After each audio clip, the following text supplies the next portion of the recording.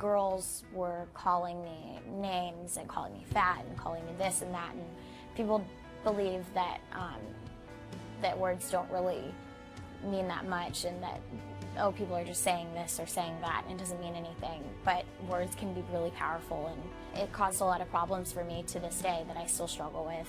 If you're bullying someone, I would say to put yourself in the victim's shoes, because you would never want someone saying those things to you, and even if they are being said to you, remember how hard it feels and how much it sucks, so don't do it to other people.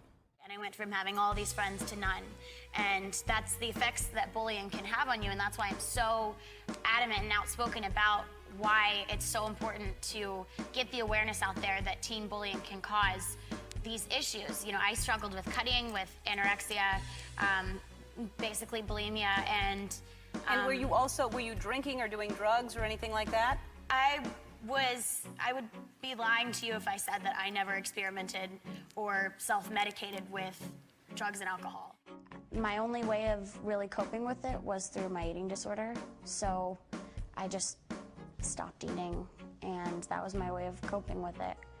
Her depression would eventually lead to urges to cut herself. I've suffered from cross addictions over the past few years. I was trying to control my eating disorder, trying to get help for it, and when I was taking care of those things, the urges to do that came up. So for me, it was okay to do that because I wasn't throwing up anymore.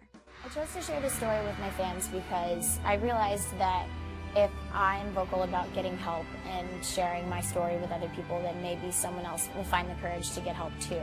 You know, I feel like it's really important that I spread more of a message and not just sing for the rest of my life. That, you know, I use my voice for a better cause, and I feel like this is one of them. You know, I think that helping young girls with their issues like eating disorders and cutting is really important, and I think it's important to inspire young girls to speak up and to get help about those issues.